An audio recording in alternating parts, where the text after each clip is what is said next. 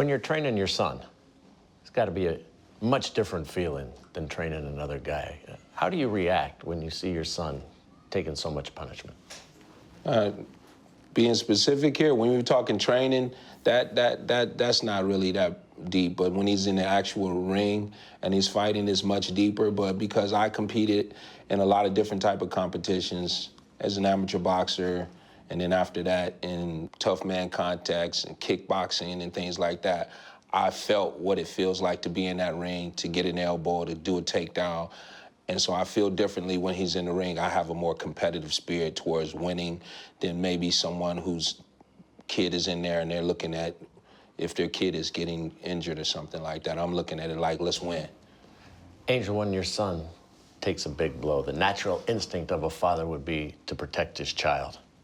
How do you guard against that? And do you feel the blows when you see Danny getting hit? I understand how to separate that. As a dad, I got to separate the boxing. So when Danny's in there, I got to look at him as a coach. I can't look at it as a dad. Because if I look at it like a dad, then when he comes to the corner, I'm going to be like, Bendito, like, you know, this okay, you okay? Did you get hit too hard? I can't have that. My mind is focused just like him. I'm fighting with him spiritually. So when Danny's getting hit, I'm getting hit with him. That's the difference between me and a lot of trainers. Was it hard to make that adjustment initially? Well, no, because you start there at a young age when they start boxing at a young age. Because Danny, when he was 5, I already knew he was going to be a fighter. So my job was to make sure Danny got there where he is today.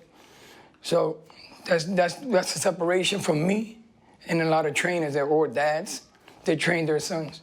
So when you worry about your child, most parents would worry about their physical well-being. Mm-hmm. What do you worry about Danny? I worry about Danny. I just want him to be, well, he's successful, thanks to God, because what I got is nothing. So I always wanted Danny to be successful because I didn't want him to lose all his years and then end up with nothing. So I'm happy for him. So your worry was that he would end up with nothing? Yeah, exactly. End up, you know, get caught up in the boxing world and the politics of boxing. That was my worry because you get hit from the age of 5, 6 years old all the way to you grown up. You're 18, you turn professional, and then all through the amateurs, you know, it's a lot of fights. It's like when he went out to the USA Championships and when he went out to the Olympic trial, Danny fought every day, 6 days a week. It wasn't like and then you had to be in, weighing that, well, he knew, he was out there too. You had to weigh in 7 o'clock in the morning the following day, and you had to be on point. You couldn't be 1/10 over. You get disqualified, you get sent home. So stuff like that he sacrificed his life. And I did with him too, because I took jobs that was not past 5 o'clock. To be in the gym, I used to call it holy time. So I'm glad that that fear is gone because he made it. When Shawn's out there fighting, is he fulfilling your dreams? No, actually, Shawn is doing what he wants to do. This was his choice. I was actually pushing for him to go to college and play football. And he had to have a conversation with me that lasted over an hour trying to talk me into allowing him to continue to box. There was never a conversation I had with him or my other son about boxing after high school. I wanted them to go to college. When he fights in the ring, I see the energy that I had, but when he's outside of the ring, he's the individual that I wanted him to be, that I taught him to be at home, so that when he walks out into the world, he represents himself, me, his mom. He represents our family very well. He represents people, a good person, very well. So I'm happy with him from that standpoint. Angel, when Danny's fighting, do you see in your mind's eye what you wish you were in him? Well, yeah, I would have been a world champion. That's a fact. You know what I mean? But things happen. Everybody has a destiny. And my destiny wasn't that. My destiny was to work hard, you know, take care of my family. Nobody ever gave me nothing. I taught my kids to be hard workers. That's why Danny's such a hard worker today. Because I taught him to be a hard worker. You know, not everybody go to college. But I worked hard and I taught him to be a hard worker because that was passed on to me from my grandparents and my mom and my generation. That's how we end up in this country. You know, Puerto Rico wasn't what it is today. Puerto Rico was a poor country. You know, I ran around barefooted. So, you know, I taught him hard work would pay off, dedication. So I knew my job was to keep Danny focused, and that's why we're here today. And how fulfilled are you that he has accomplished that? Well, I'm happy for him, you know, and I'm happy too, because I'm not, you know, I'm okay too.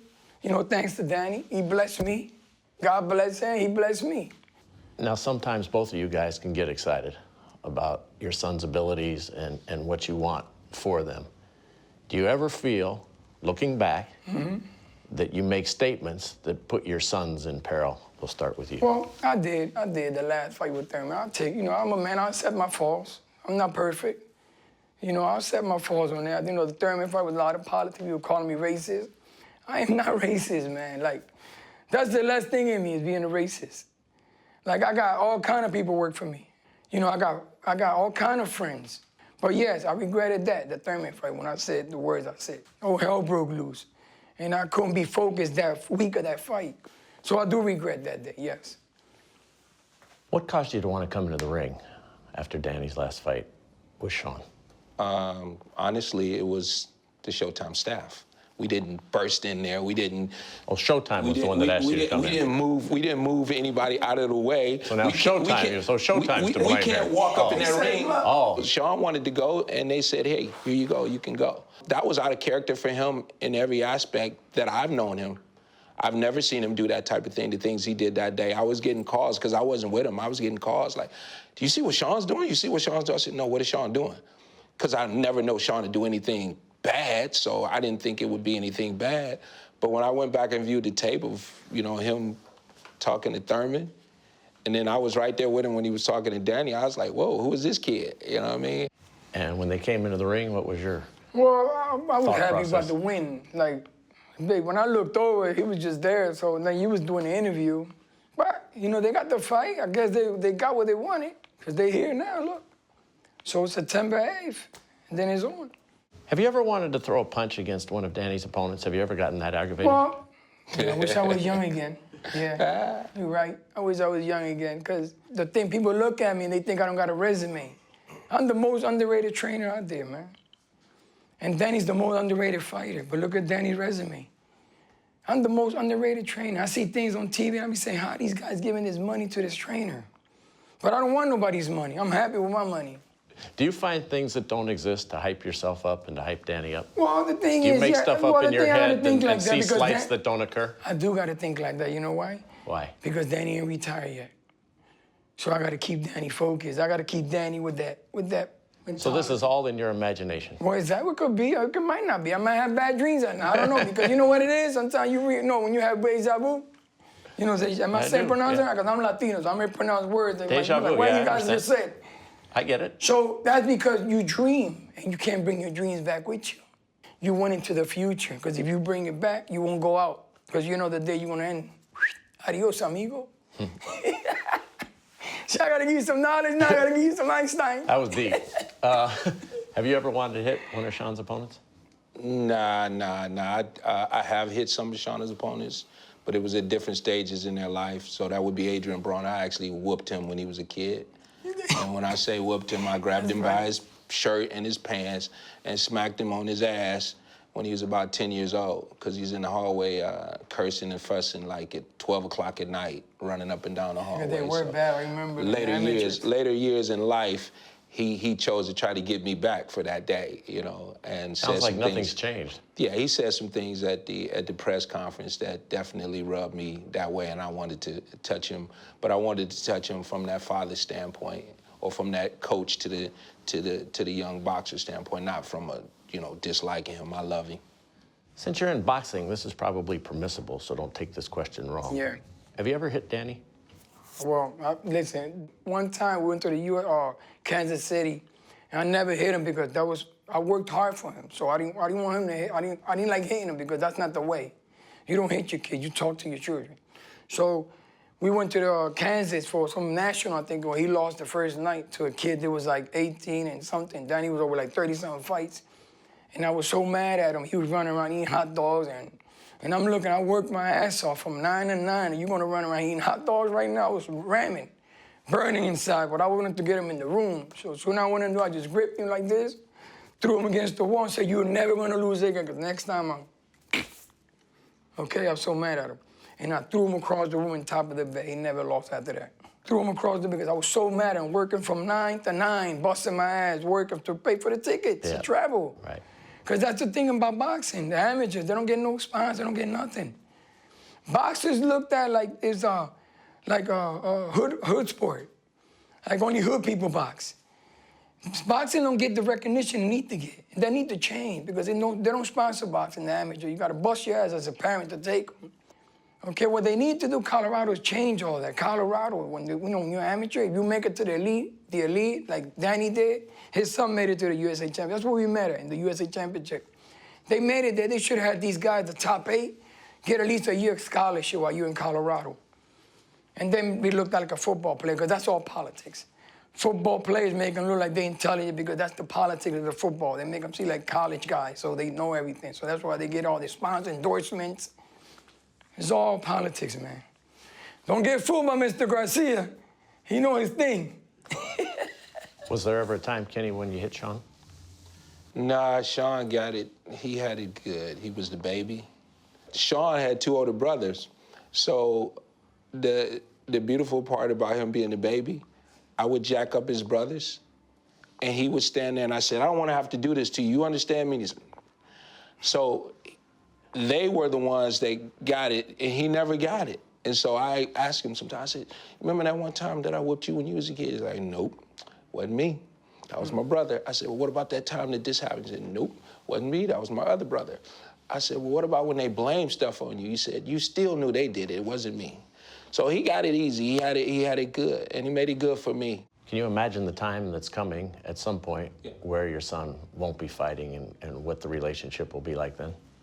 Well, unlike him, I don't have the deja vu or whatever that is. I don't have Deja vu? Yeah, that. I don't have those problems. You never had a dream that you been there before? Yeah, I dream, but I don't. You've been like this I wake up like trying now. to figure out what to do with my day. I don't be stuck in my dream when I'm walking around. I've worked on Shawn. What I said deja vu means like you've been someplace and you be like, oh, I've been here before. That's what that means. Oh, Not yeah. like dream. Not like walking around dreaming. I don't dream. I've had that. I work hard. I grind. No, I've had that. Don't stop grinding. When Danny retired, go right here. Is that what that stands for? Garcia, and they don't stop grinding. But you know what it means? People at the hood that work hard and grind out the hood. I thought that meant something else. No, that's not drugs. Let me finish. Them days are over. What was the question, Jim?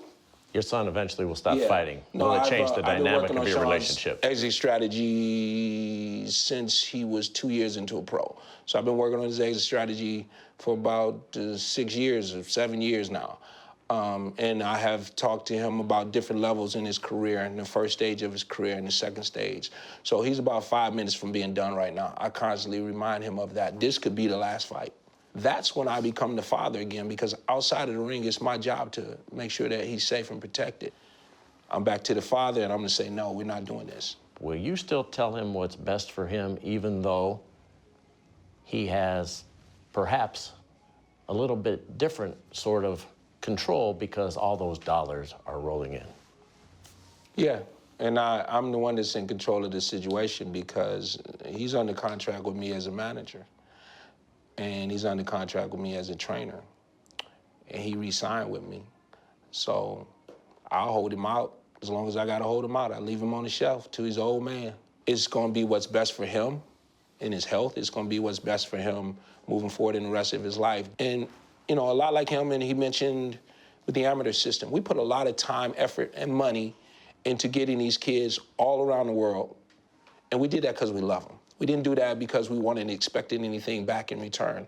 I never had a conversation with my son about being a professional boxer. That's his choice.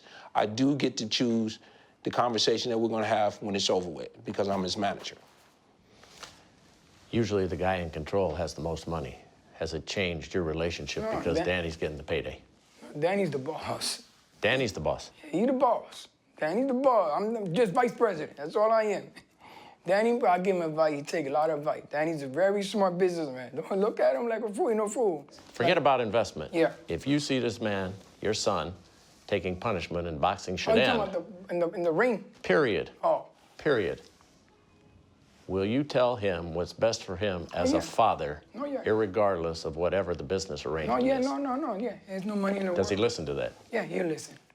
If anything happens, like to me or whatever, if Danny will never box again, or the same with here. If I see Danny in a situation where it's done, it's over, it's over. It's no looking back. It's for what? Because at the end of the day, he's the fighter. He's the one that go in there and take punishment. take shots. Kenny, thank you, sir. Angel, Thank thank you, you guys sir. for sitting down. All right, man. Appreciate it. Thank you, brother. Pleasure. September 8th, brother. What I got to do to get one of them shirts? I mail it to you. You put a mail shit. Oh, you mail shit? You know I already got one, right? You do? Appreciate you, bro. Good. Yeah. September 8th, brother. Good luck. September 8th, Jim. Thank you, brother. I already got one of those shirts. Thank You you. do. Appreciate you. Yeah, okay. Oh, you Got it your- on? You got it on? I got it on. You see? Okay. Showtime destroying Garcia. Oh, you got me. Oh, you set me up. Oh, absolutely. I don't get caught up in the deja vu. No, it's not deja vu, it's deja vu. Boo, boo. Whatever the fuck you call it.